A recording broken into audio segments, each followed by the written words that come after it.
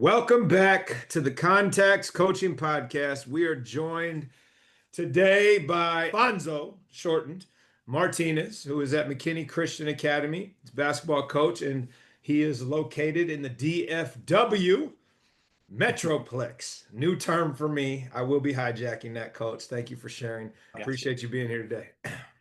Thanks for having me on, Justin. Appreciate it. All right, so let's dive in here. Take us through your background. Like, how did we get started up until where you are now, and any stops along the way that you think are relevant, but playing, coaching, mentoring, whatever it might be, from jump until now.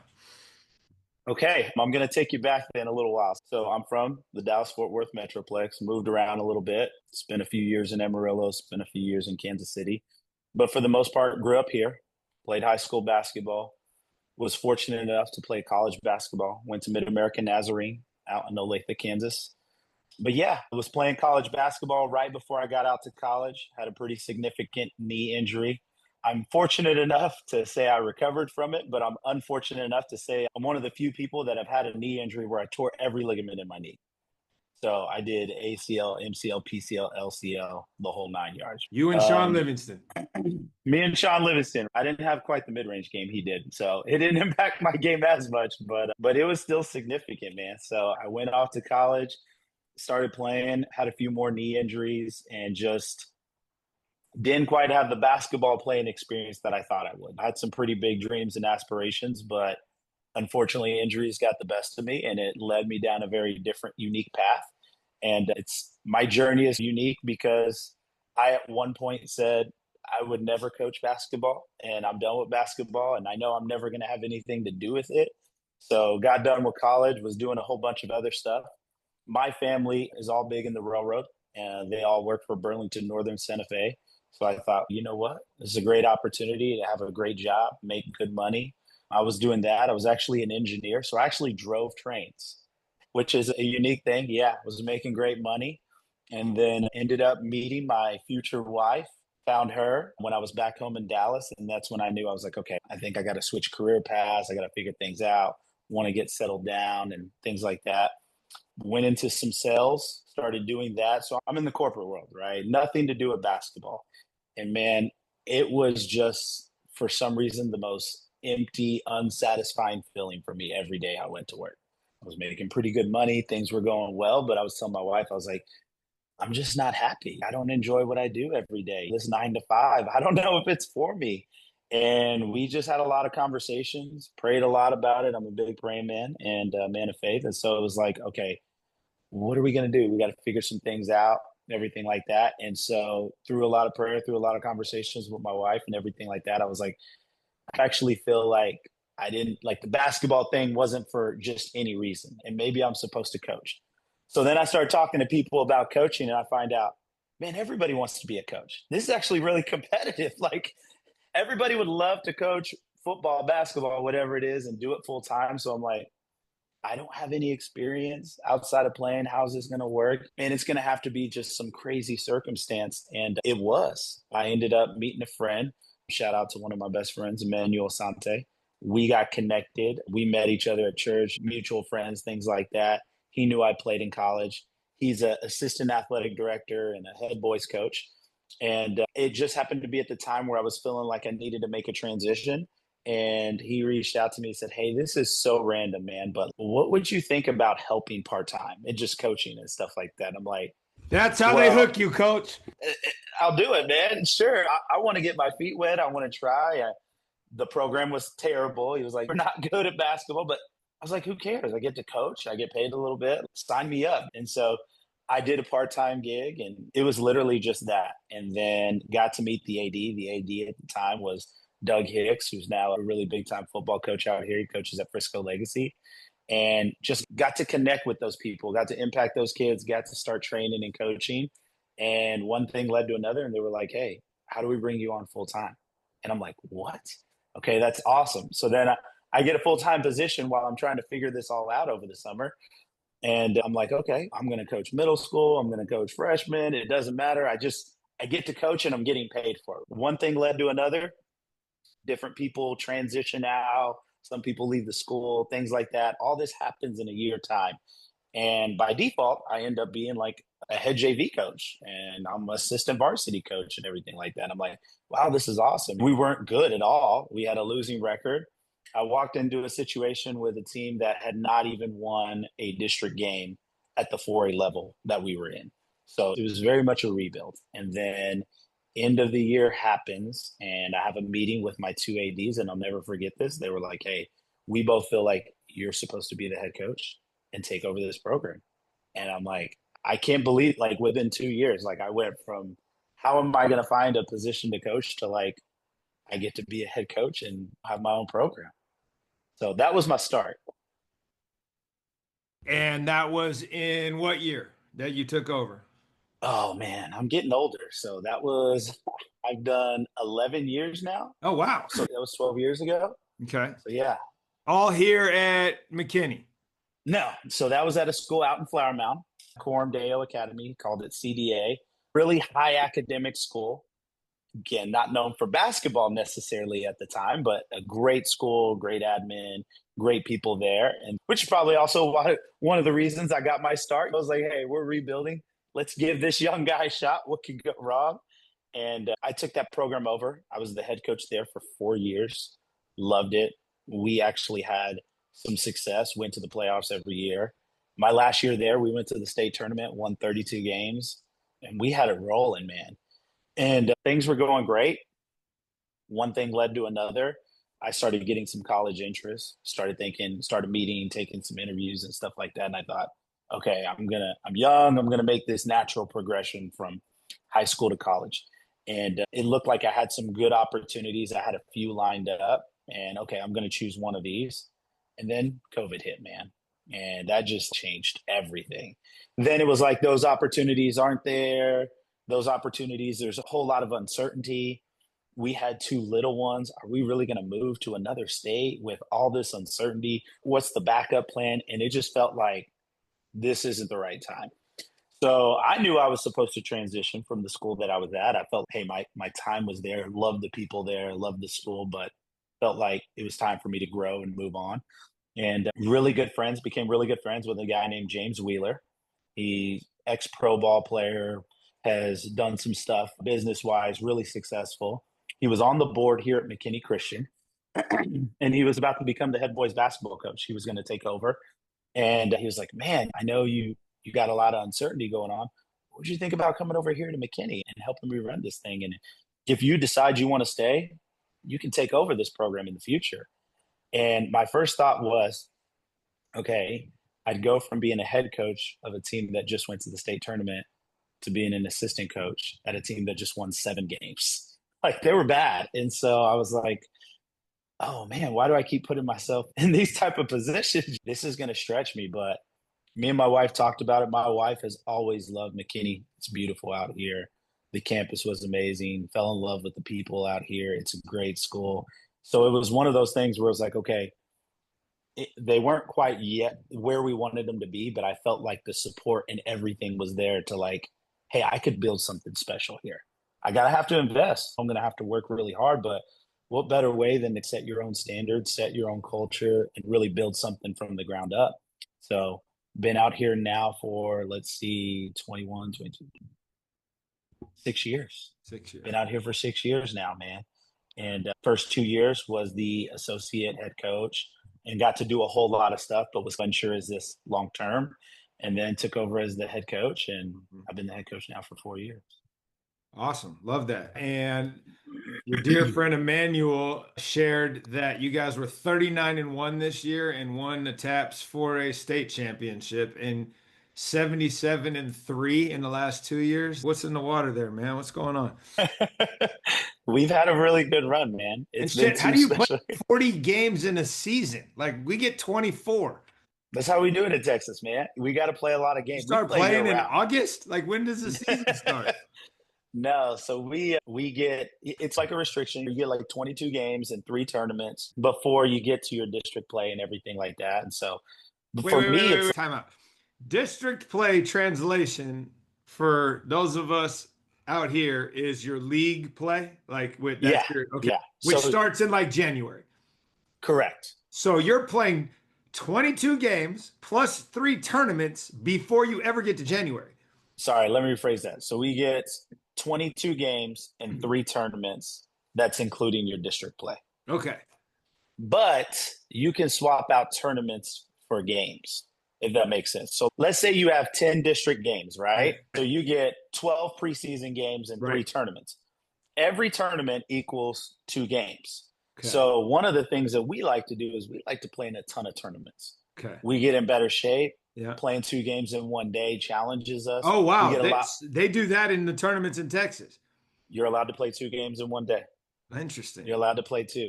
Not every tournament does it, but a lot of them do. So you'll get 5 games in a tournament. But it only counts for 2 games. But it only counts for 2. Okay, gotcha. Also, when you do that, you get more practice days. Because now you're not playing as many games. So now you're playing a lot more tournaments. If you're playing 2 games in a day, you get that day back on practice. You get that day back. So now we look at it as, hey, we get more time back. Like, we're extending our season. And, man, we like to play a lot of games. We feel like we get tested. We grow. We're in shape. We're battle ready. So by the time we hit the playoffs, because the state tournament here, you don't know who you're playing. You know who you're playing in the Final Four. But you literally have your game, and the very next day you play for the state championship. There's no day break. There's not like it's next week. It's not the following. It's not beginning of the week to the end of the week. And that's tournament play helps you then. Yeah. And also for people that haven't listened to any of my episodes with Texans, there are 3 different governing bodies in Texas, if I remember right. You got the TAPS, you got the other private school league, and then you got the public school league. Can you give a quick primer on that? Yeah. So there's technically more than 3, but there's 2 really big ones, and then a third one that, is the SPC league, and that's a great league. It's just not a huge league. There's some private schools in it. It's the really higher learning ones. Right. They're TAPS is the big private schools association. Catholic, Baptist, they're the big Christian, one. Non-religion affiliated. Yes. You got 1A through 6A. Right. 1A being the smallest. The public 6A. school is under what association? That's called UIL. Right. And okay. UIL goes 1A through 6A. And then the little private school association is the other one. Is SPC. Okay, got it. SPC, you got really good programs as well. It's just a little bit of a smaller league. They only have 2 divisions. They don't go 1A through 6A. Yeah. Because there isn't quite as many schools. Yeah. Okay. Just needed to clarify that for people that are listening and trying to process. The nice thing is, in SPC and TAP schools do this, especially the good programs, like you play anybody you want before you start district. So we play a ton of UIL schools before we get into district. We play SPC schools. We play anybody and everybody, and then you have to play your division when you get to that district play. No doubt. And then there's basically a TAPS champion by division, a UIL champion by division, and the small school champion by division. You're not playing, let's say, Allen for the state championship, because that would be 2 different associations. It'd be 2 different. You'd have to play them in a non-district game or a tournament game. Okay, gotcha. Yeah. All right. Yeah. Fascinating. Okay. Yeah, I know. A lot of schools, man. Let's do this. So thank you for setting the table. And as I mentioned, this is a digital database of mentorship, and you're 11 years in, which is still, in my world, on the front end of this whole journey. But what I'm curious about all the time in trying to mentor people, right? So your buddy brought you over help, and then you take over twice, right? It's like, what did you realize the first job that you were at, and now when you transition to McKinney, what'd you realize right away that you needed to figure out, right? And you think, oh, I know what I'm doing. I've been mentored. I got it all figured out. And then all of a sudden, no, you don't. So I'm curious, because as people get into this, you're coming out of the railroad into coaching. What are the things you didn't know you needed to know? That's what I want to try to provide people. So if you could flash back to those moments when you thought you had it all figured out, and then you realize you didn't, what are some of those things that you can offer others and solutions you were able to find to deal with those situations? I would say when I first started, for me, it was all about the coaching aspect, right? The X's and O's.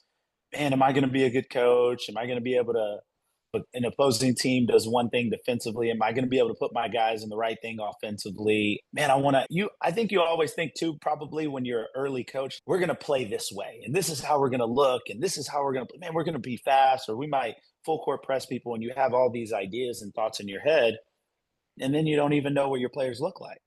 And so then you get your guys in the gym and you're like, they look terrible doing these things that I want them to do. So for me, even though we were able to win some games, I think I realized early on the only reason we had success was because we played really hard and we were connected and played together. And some of those intangible things, honestly, go a whole long way. So for me, I was like, man, I'm honestly not that great of a coach, but we're having some success. I'm like, okay, it's because we had a pretty good culture. It's because the guys play for each other. It's because we take good shots. And so that at an early coaching career, like in an early phase of my coaching career, I realized some of those controllable things are actually some of the most important things, right?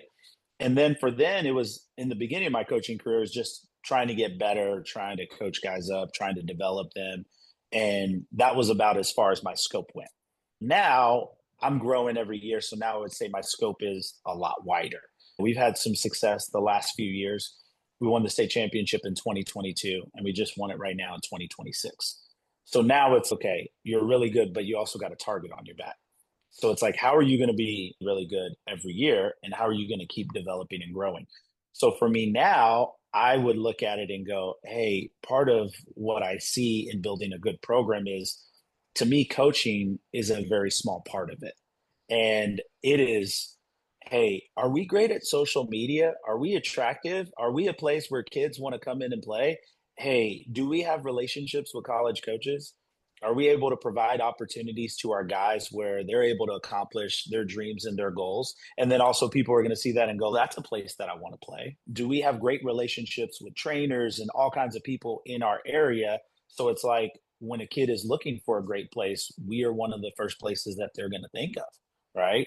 Do we develop our guys year round? Are we playing year round? Are we putting our guys in great events and giving them great opportunities so really they can showcase their ability and their skill, so we're prepared in the season? Now it's, how good is my coaching staff? I got to have guys that are really great around me because I can't do this on my own. What kind of leadership program do we have within our program to start building the next generation up? How are our guys off the court? So now it's like all of these encompassing things from a on the court and off the court perspective, what makes this program be really good year in, year out. And then it's like, we haven't even gotten into the coaching part. And to me, that is now, I'm a big, firm believer that we are going to look how we should look based upon our personnel every single year. So, like in 2022, we won the state championship, right? I stepped in the next year as the head coach. I think we graduated 7 seniors. We were depleted. We had a kid that we started the next year that was a freshman. We had another kid that played freshman ball at another school, and then we asked him to start for us. And then we had 2 kids that were playing JV that we asked to start for us. And then we had our leading scorer return. That was our team. So by all account, I'm like, we should have probably had a pretty big drop. And we did to start the season.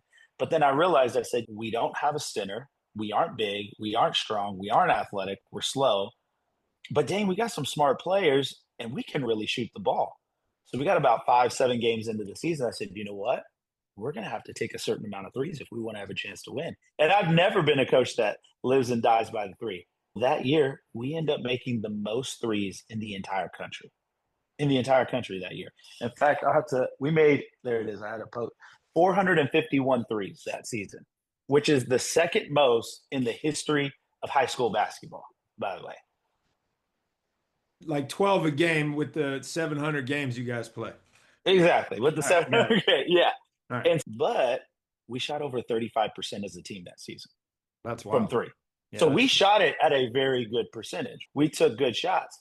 So we do that, and we're playing a matchup zone, and we don't play man against anybody. This last year, I don't even know if we made 250 threes as a team, and we pick you up man-to-man, full court, 94 feet. We turn you, and we run and jump you. 2 very different groups. But that group in 2023, they won 32 games and went to the Final Four after we lost all those guys. So it was like, hey, for me, we looked at it as a staff, and we're like, that's what makes our program really successful too, is, hey, we're going to adjust to whatever we have versus trying to build this system where it's like we only play one way. Like that can change year to year. Those were some of the things that I've learned, though. All right, so I have a couple different questions and I'm going to try to remember them all. How big is your school? So we actually move up to 5A. But how many students? Yeah, We got students. about a little over 700 in our And total school. that's 9 through 12 or that's K through 12? K through 12. So how many in 9 to 12? 9 through 12 are probably about 250 to 300. Oh, wow, small. And co-ed? Yep, Okay. co-ed.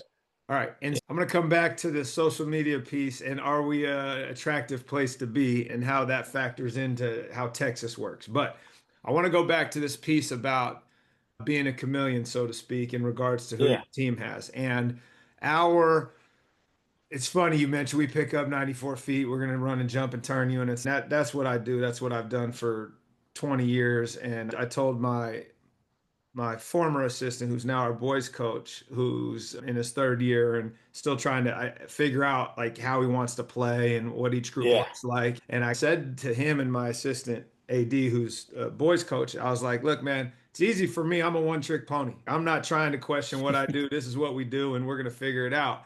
And yet, and he's thinking he was going to be this, tries this, coming back like it. You know how it is. You're trying to figure out what it is.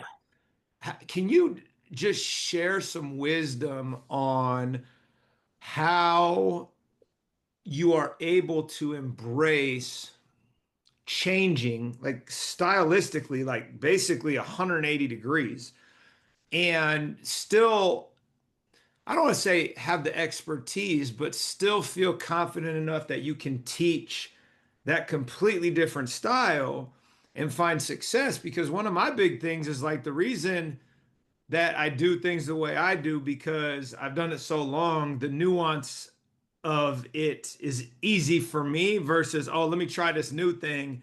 And now I'm learning on the fly and not quite as effective. So, all that to say, what advice can you share when you're looking at something like that and you're like, okay, I have to adjust in order to meet them where they are?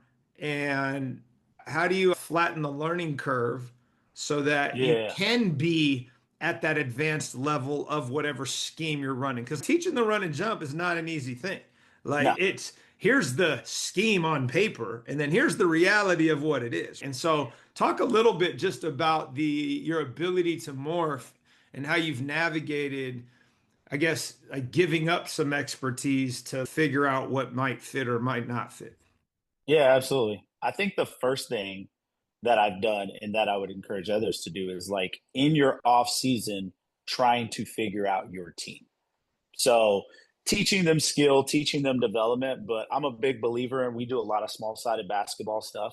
We do a lot of actions, work on a lot of principles of play that you'll see in almost any system. But I think what it allows you to do is you get to see, okay, yes, we're developing these players, but every player you get has a few things that they're naturally good at, right? Like you and I could have a 6'7", 6'8" player, tall, lanky, right?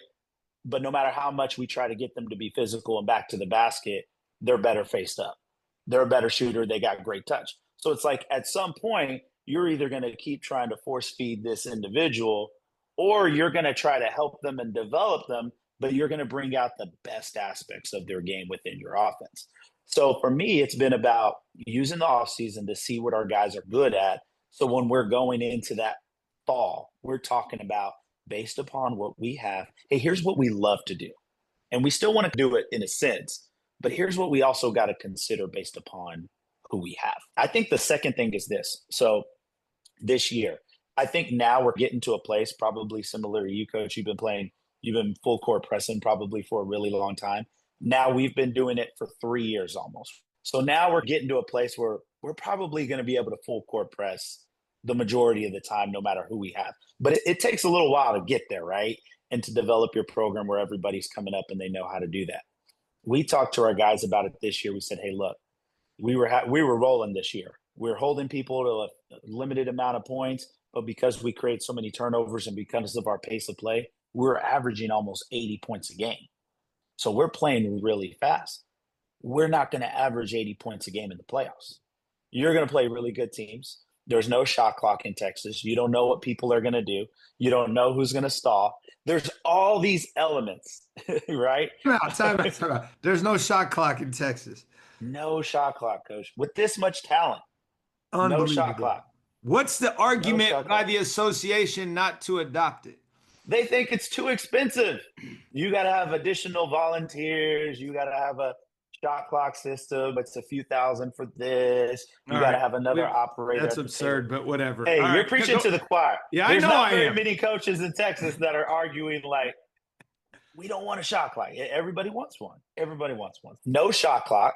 So again, going back to my point in that is you gotta, I think even though we were playing a certain way, are you prepared that if you get into a game and the game is slow, you can win that ball game?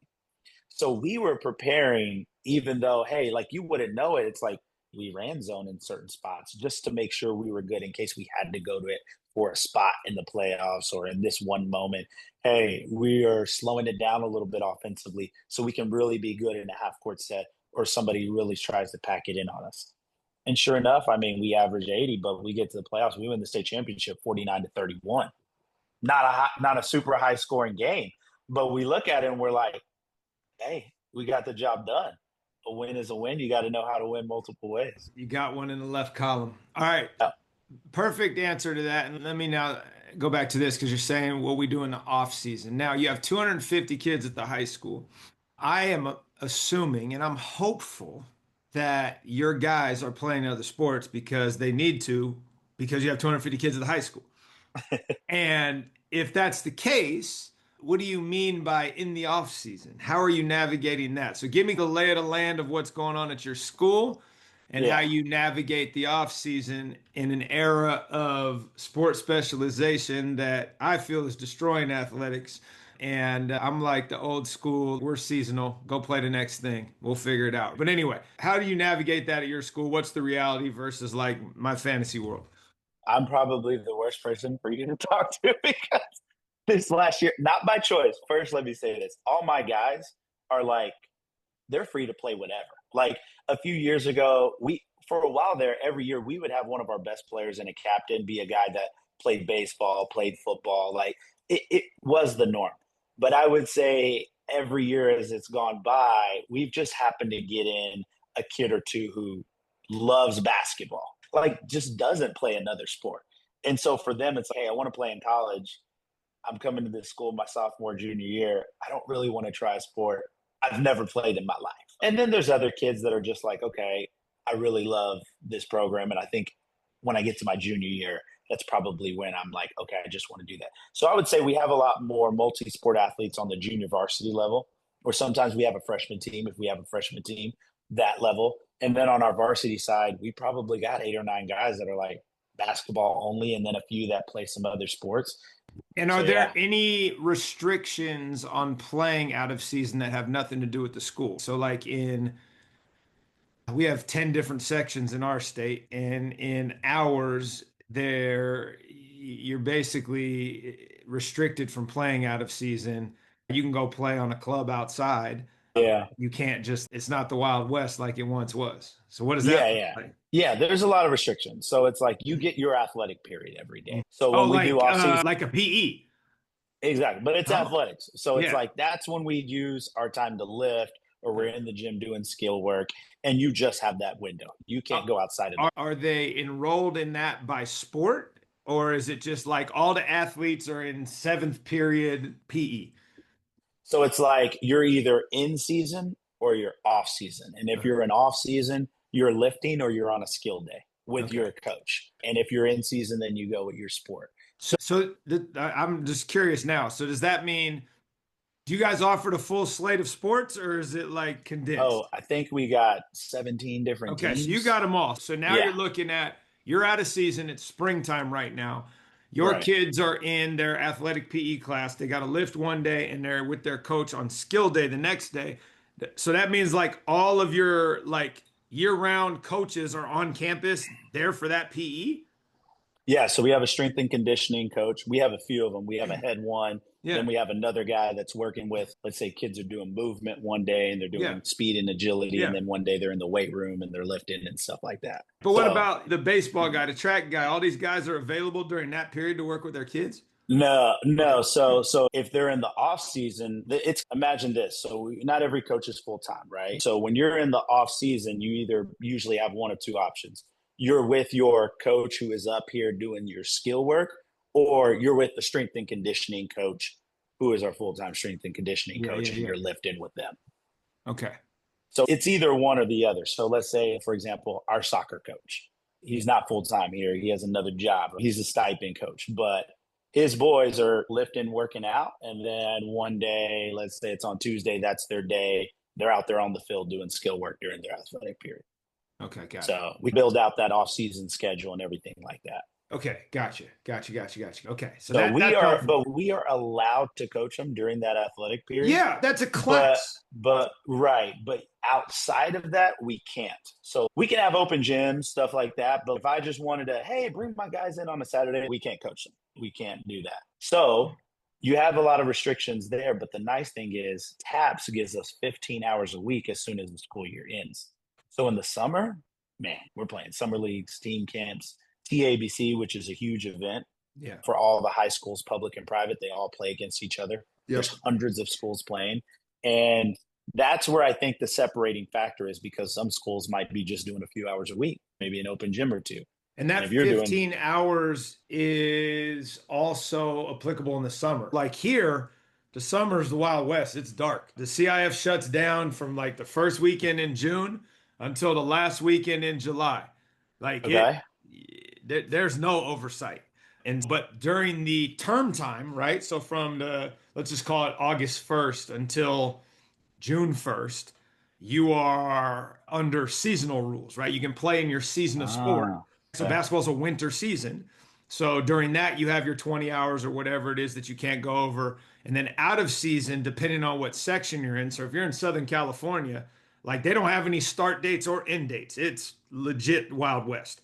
If you are in our section, you are allowed small group, like old college stuff, 4 kids at a time with one coach, 1 hour up to twice a week for an 8-week period. It's just like overly legislated because our section wants people to take a break. Like they're like, the industry has become so much of a money grab and so much of a business model that it's like they legislate breaks in to where the school can't do things. But now, do your sections play? Do you play against different sections? So if one section gets more time than the other, but then you got to play against each other?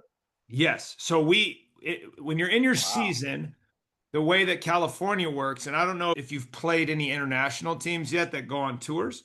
And so in California, if you are a member of the CIF, then you can only play other CIF schools or schools that are part of their state association. For example, lacrosse is not as big as basketball or soccer where every state sanctions it. So our state sanctions lacrosse, but Washington does not. So if we wanted to play a team from Seattle in lacrosse, or they came down to us, we actually can't play them because their state doesn't sponsor the sport, even though there's probably 50 schools that play it. It's considered a club.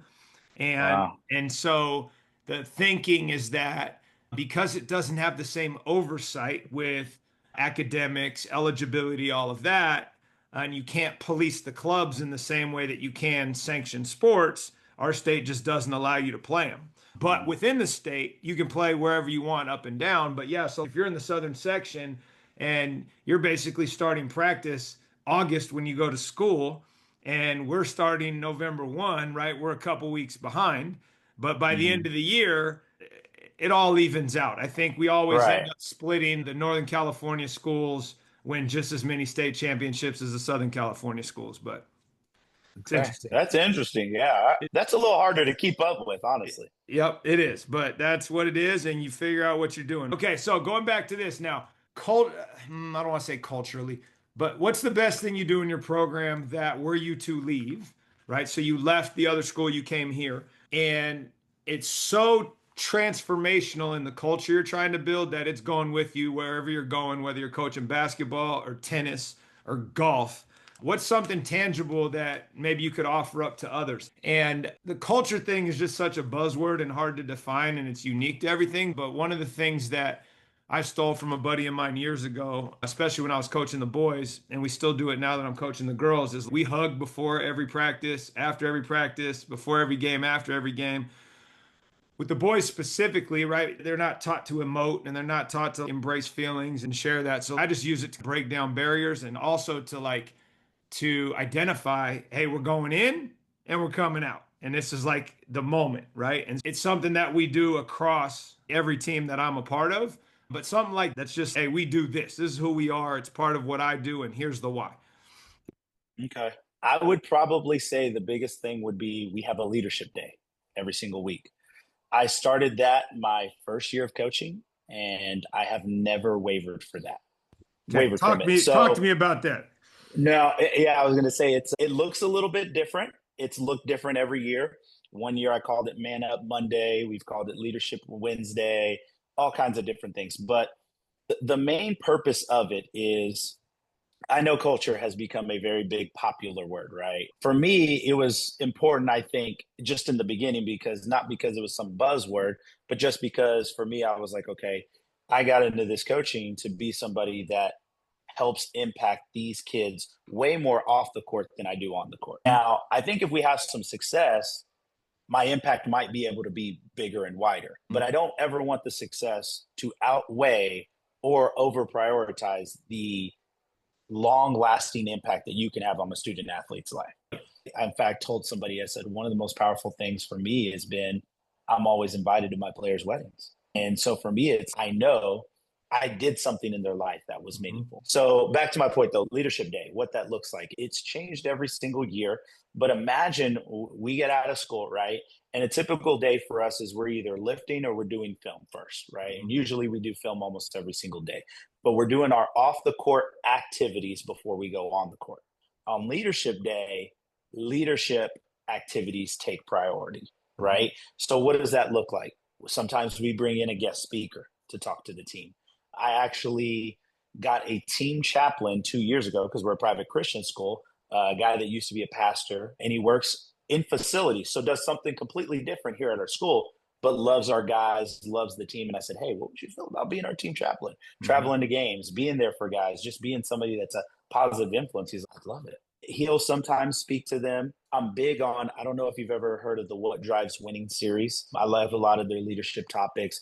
We might do a video, right, that we saw from Jay Wright talking about attitude one day, right? Great one. I've seen that one. One of my all-time favorites, right? Yeah. We might talk about what it looks like to be a selfless teammate, what it looks like to be a selfish one, right? We might ask really deep, thought-provoking questions that the players have to answer on the spot, right? We might also do a fun game, but it brings out a little bit of their personalities and some of their characteristics that they have, right? But we're going to take the time every single week on top of a bunch of other stuff we do. But we're going to take the time to, it's 45 minutes plus that we do this once a week.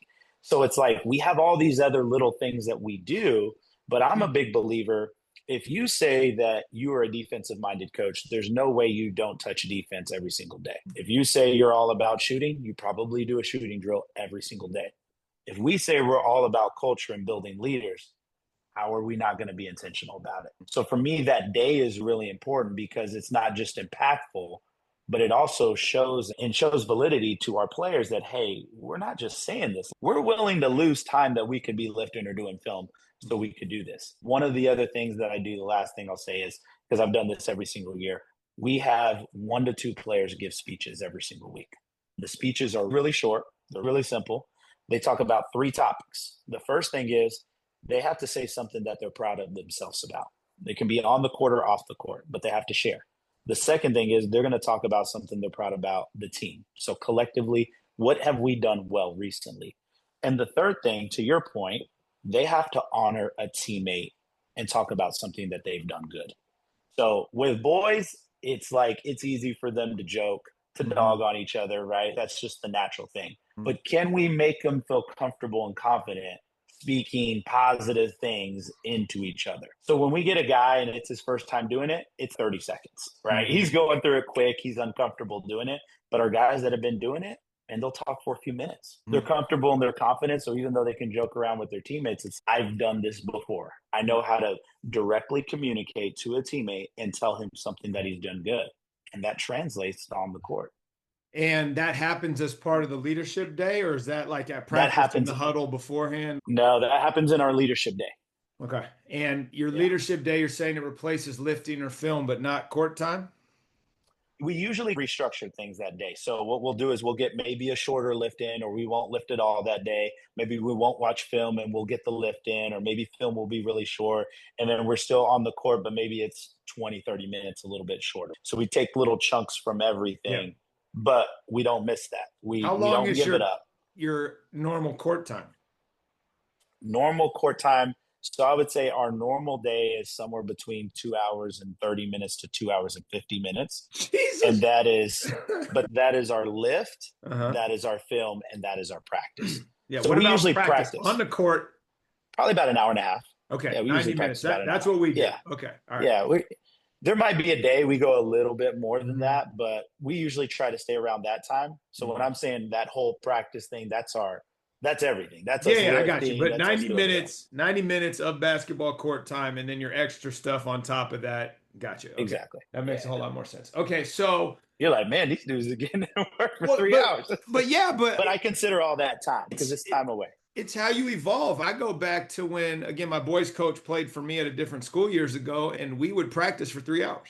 And it was like, we're getting it in. And now it's 90 minutes cap period. We're walking out. We didn't get it done. We didn't get it done. And it's just like wisdom and time that how much are you really going to get out of that? And if you are still going after 90 minutes or $145, like you're not playing hard enough. It's just the reality of it. So usually if we go a little bit longer, it's because, hey, we did 90 minutes, but now we're doing a bunch of shooting. Yeah. You know what I mean? We're getting in shots for 20 minutes. Yeah. Partner stuff. Yeah. No doubt. Okay. What would you say? So you listed all these different things that you might try in there. What's the thing that landed the best that you'll definitely do again next year in those leadership days? Because you're always coming up with new things, but you're also going to recycle the lesson that like this one always hits. Yeah. Man, I think for me, it's honestly, gosh, that's a great question, man. I got to pick one. You throw a couple out there. I don't care. Okay, I'm going to say two. But this, remember we talked before the pod though, right? This helps you drill down on, I'm putting this in the curriculum. I would say two things. One, the focus on attitude, not just incorporating, like I mentioned that Jay Wright video, which, gosh, I love it. We show it every year, no matter what. But just building out lesson plans we're focused about the mindset and the mentality of the player, right? Through adversity, all that. That's one. The second thing would be, I think this just builds a selfless culture. We talk a lot about, I don't know if you've ever heard the Billy Donovan part or the series where he talks about the 95% rule. And we've done some different things where we've sliced up film, or we've done film with guys and all we show them is things that they do without the ball.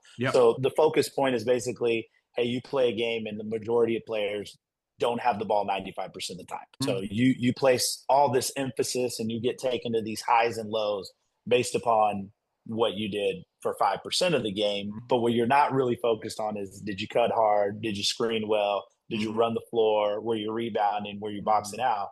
When that's really what you're doing the majority of the game. And so it's like trying to focus on like being great. So probably the biggest phrase we have in our program is this: be great at the things you can control. That's us. So I would say that really plays into that mentality, because there's nothing more I hate than a guy that is like results driven, something doesn't go in, shot doesn't fall, and he's not great at the things he can control. Like, we're big on, hey, look, if you're great at the things you can control, like, you're going to miss shots. Like, you're going to have bad games. Those type of things are going to happen. But focus on the right things. Yeah, no, we talk about our kids all have the little control the controllable wristband that I give them just for that reason. Is stop worrying about things that are not. So y'all do that every year? So I hand it out in the fall for our fall sports that come early for their preseason training. I give everybody one and just give a little quick speech about any energy spent on something that you can't control is wasted. So figure out how to refocus on what you can. And that's not just in sports, that's in anything. When we find ourselves spinning on things that aren't in your control. And it's funny, I've got a sign that's on my whiteboard over here that says, "Do you have a problem in your life?" And it's like a decision tree. And it's yes or no, right? And then the Yeah. yes, can you do something about it? Yes or no. And then at the bottom of it completely, it just says, then stop complaining. Just stop. Yeah, man. If you can't do anything about it, let it go, man. Exactly. Yeah. So anyway, that I cliche, see it or on your wristband now, coach. I might have to steal that. I'll send you a I couple when we're like done. like it, man. I'll send you some in the mail. Let me go back to this piece about if your focus is on these things, right? Be great at the things you can control. You don't have the ball 95% of the time. How are you contributing? I talk to our kids Right. a lot about being a contributor versus a contaminator, right? And it's like, how are you adding value? How are you embracing your role that might not be what you want, right? All those little things that you've talked about, right? What tricks and tools do you have for that? And by that, a couple of things that I've done over the years in regards to helping our team understand roles is we'll sit down and I'll give them a sheet with everybody's name on it and I'll write down how many minutes everybody should play. And by without a shadow of a doubt, 90% of the time it's like they write it down and I'm like, add it up. Okay, 220. Great. You only have 160 minutes in the game. Try again. And ultimately they realize not everybody can play. And Yeah. then you average it out and you see what the kid thinks, what their teammates think, and then you can work within the margins of the delusionality of I think I should be playing 24 minutes, yet my entire team thinks I should be playing zero.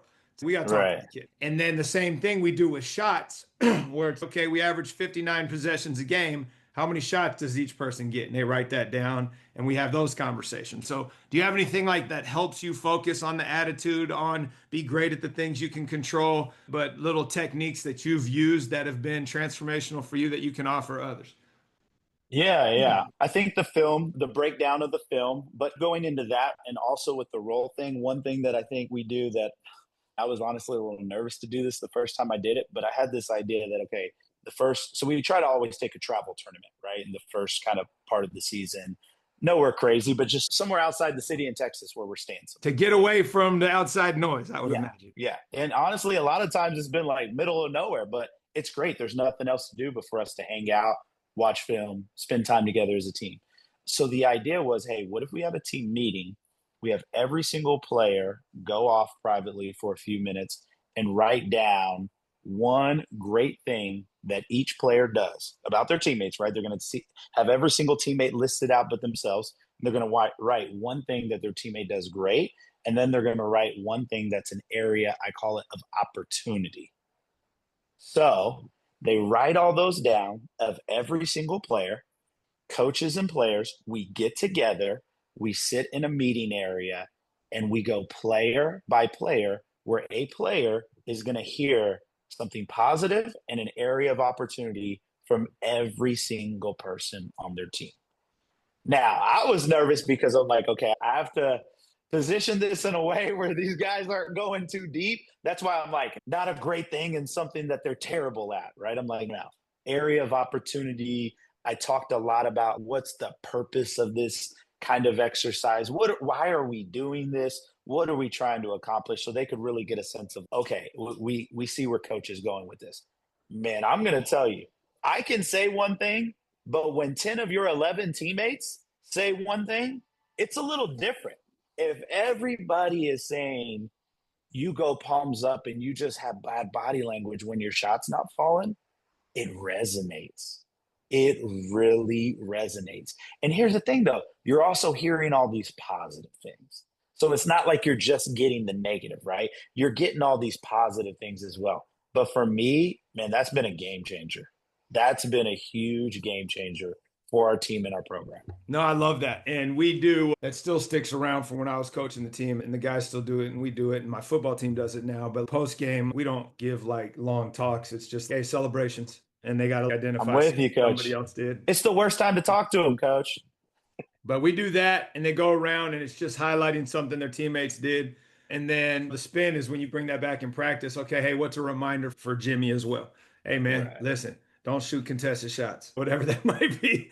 We're looking for sevens and nines, not threes. Figure this thing out. But I like that. That's great. I'm going to put that in. No, we've tallied before, coach. We've done all kinds of things. I've had assistants track high fives and dabs. If you're not in a certain range, like, you're not going to play. We have things where every guy is required to stand up when every player comes off the court. Coach, it doesn't Absolutely. matter league, anything like that. And Baseline. here's Baseline my other minimum. thing. That should be Right, what right. teams That's the do. minimum. Here, we tried to take it a little bit of a step further a few years ago. We had the idea, and this is just at first you think it's a silly thing, but I think it goes a long way. We're like, okay, but when you come off, guys are just like, I'm getting through it. I got to hit everybody. We go high-low. So I started off, I go high. It's high-low, every single player, every single coach. The reason we do high-low, you have to look at them. So you can't turn away. So now it's a different level of focus and engagement that you're given every single guy to come off the court. It's good right? shit. Yep, I like that. I like that. We the other thing we did with that is from our kids had to stand up the whole game. And the challenge was to get the referee to tell you to sit down because technically you're not allowed to do it. And so he would come over and say, "Hey, coach, your kids got to sit down." And I look at him and be, "Hey, sit down." And as soon as the ref turned away, I stand back up. And so, like, if we didn't get a bench warning every game, we weren't doing our job. Coach, they would hate ref in our games. I would say this last year, that happened at least 15 games. Or I've had officials like, "Hey, look, I love your guys' bench energy, but they gotta sit down, man. They're just a little crazy." And I'm like, "Okay, I'll get them." But that's what you want, right? That's like, what you want. That's the best type of technical, right? Yeah. When officials like, "Hey, your players are just they're a little wild," Yeah. No, that's the greatest. If you can get that going, you're doing all right. Okay, you might not have an answer to this because of how you answered my earlier question about multi-sport participation, but I'm always curious Yeah.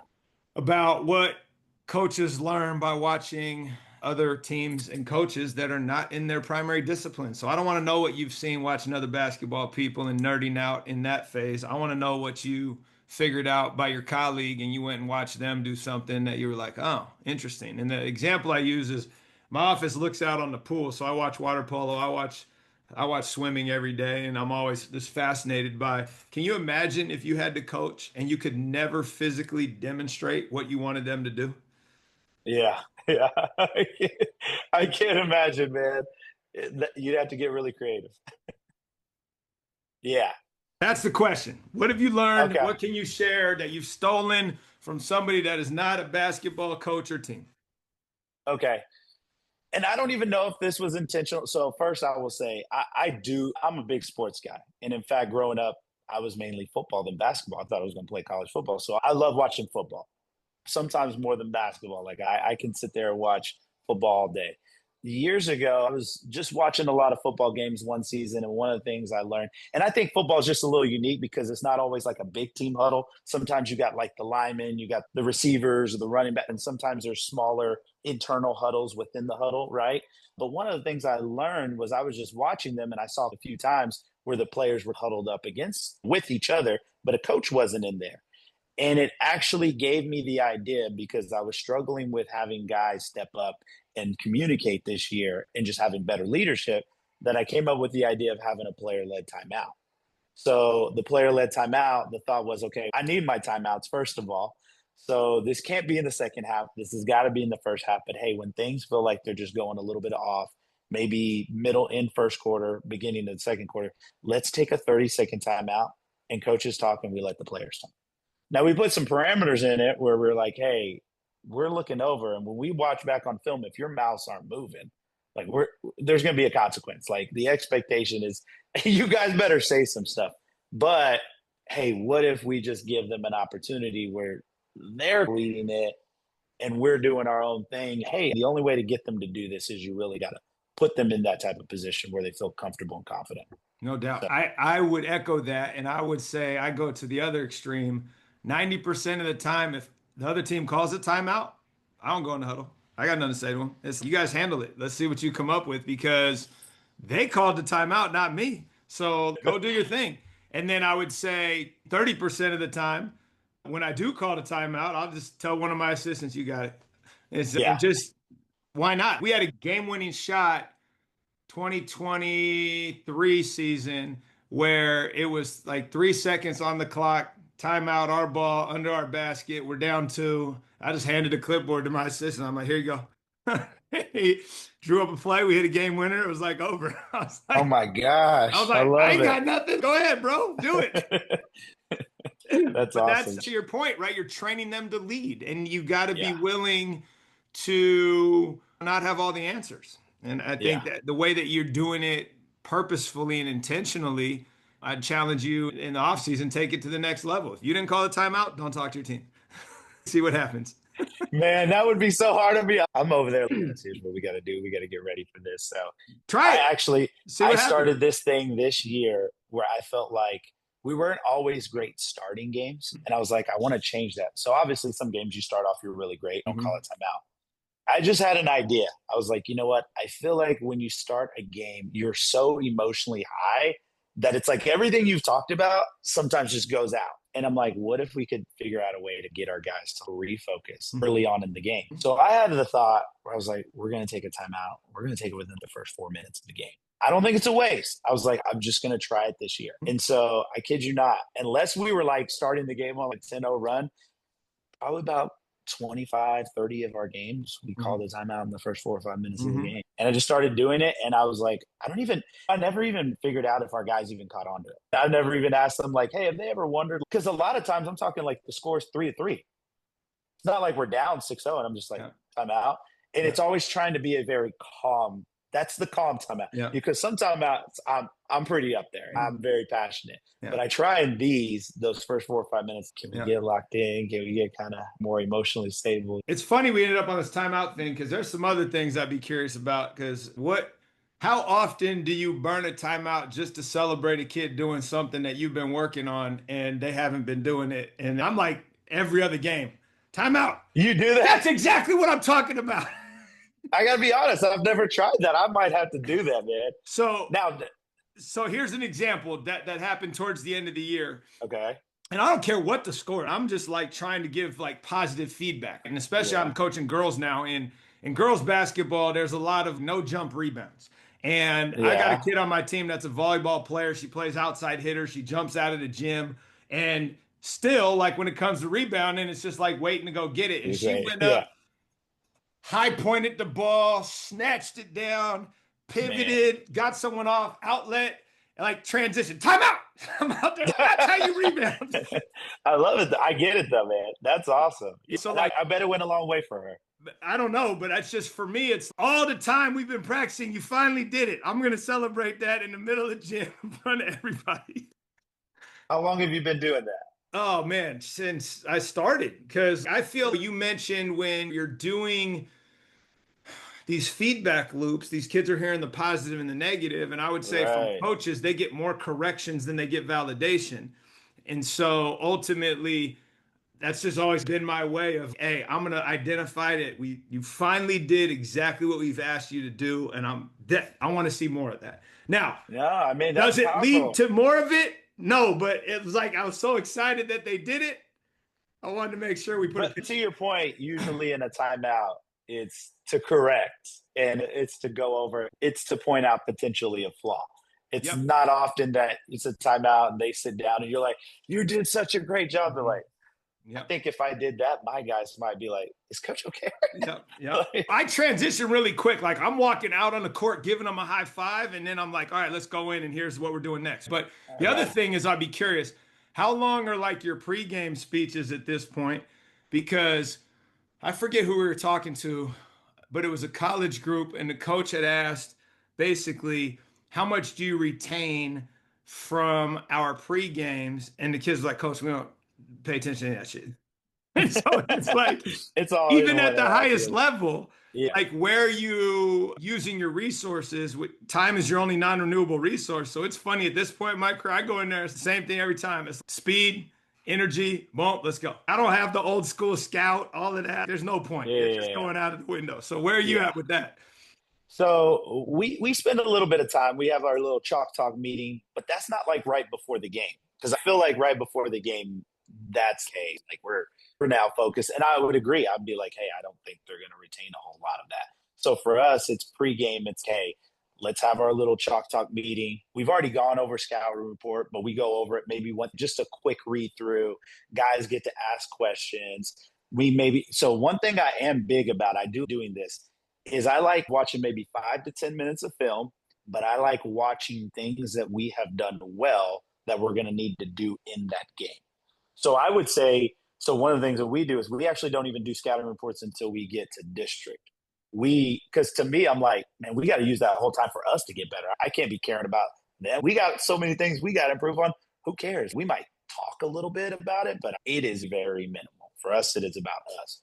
But even in district play, it's like, hey, let's go through this real quick. Boom, we're done. Let's go eat our pregame meal. Let's after our pregame meal, you guys go see the trainers, whatever you need to. Now you're getting some warm-ups at the girls' game. You guys are getting to put on your stuff. And then I do always have our team chaplain go in there, but that's an uplifting message, right? He talks to them for 5 minutes and those type of things. But one thing I will say, this made me just think of it, okay? Because I know as coaches, we always try to steal stuff. 3 years ago, so our track coach is one of our main strength and conditioning coaches. I asked our track coach, I said, hey, because I was, again, thinking about all the things to start games. I said, you know what? I feel like everybody warms up the same way in basketball. And it looks like we're not stretched great. We're not mentally ready. We're not physically ready. Like, you're the guru of this. I said, hey, what can we do? I don't care how much time we got to commit. I want my guys in a sweat, mentally and physically, like, ready. And so we talked about it and we came up, and he came up with it, but a pregame routine that we do right before my guys touch the court. And coach, since we've done it, it has been the best thing for us. And the funny part is, I can't tell you how many coaches I've had that have been like, hey, can you send me that warm up that you guys were doing? I want to do that with my guys, because all they do is just a little dynamic warm up. They're jogging, they're pulling their leg back, and that's about it. And then they come out. I feel like now our guys are like, man, we're picking up 94 feet and we're ready. By the time you've woken up, we're already up 10. So that was a big thing for us. Yeah. On that note, like, we just played 3-on-3 in warmups. I get so sick of watching them do shooting and layup lines. It's like we play and we go right into the game, because it's like I just sit there with my assistants. Like, I can't stand watching them do this. Let's just play. Yeah. And so let's steal some extra reps in small sided games. So we're like 3-on-3, 4-on-4, like play. And then the last 3 minutes, you get some shots up and let's go. Yeah. You got to get them ready, man. So if you ever saw us, we're out there with jump ropes, bands, and they are like, the first time we did it, it backfired because they were tired. Yeah. Like they were, but now it's okay. Now they're used to it. And they're like, coach, I can't even imagine not doing that now before game. Yeah, no doubt. That's awesome. All right, last question. So in this growth mindset, so the question, what have you most recently changed your mind on, and what this is really designed to do, and especially in the polarized world in which we live in, where you are almost punished for challenging your belief system. I'm always curious, as we lead and we try to educate, how we are purposefully examining what we hold to be true. And so it doesn't have to be basketball related. It can be as a parent, it can be as a teacher, it can be as a community member, but something where I used to be over here and pretty dug in, and now I'm over here. And here's why. This is why I changed my mind. And this is what I did to challenge what I thought was true. Yeah. I think I used to think that more time equaled a better basketball program. That's the biggest thing that stands out to me, man. More time. I can't lie, coach. I was the guy every night past midnight watching film. And don't get me wrong, I'm a grinder. I love the game. I love outworking other people, but I'm like, I love being a dad more. I love being a husband more. I love spending time with my family more. I want my guys to have a life outside of this. And so I even sometimes tell my players, I'm like, I think you should enjoy those feet. We are going to work really hard, but there should be moments in time where you go enjoy that with your family. And I'm not bugging you and you're not having to watch this. It's, hey, can we just put some boundaries and some healthy parameters around this? And within that, let's go as hard as we can. So that to me was a big thing. And I think I'm still learning, honestly. Well, yeah, I think it's huge, because ultimately, especially early career, we're so in the weeds with tunnel vision on how important the game is or the experience is, that we're not really zooming out to the context of why we even do this. And like when I first started, it was like, hey, if you miss practice, you're off the team, non-negotiable, whatever. If you're late, like you're whatever, you got consequence. And now I'm so laissez-faire, not about missing practice. There has to be a legit reason, and I'll move practice if I have to. But it's like ultimately, like The communication piece is the key that we're trying to teach, and the experiential piece. So I had a kid, one of my girls this year, as we're going into the playoffs, and there's a week between our last game and the start of our playoff game, and she's like, Coach, if we have a playoff game on the 19th, I'm not going to be there. I'm like, oh, what do you mean? And thankfully we didn't play till the 21st. She's like, I go, what do you mean? She's like, I'm going to the Warriors game. I'm like, and she's mainland China kid, parents here for the first time in 4 years. She's a senior. She's going to Stanford, like 3-sport athlete, everything you could ever want out of a kid.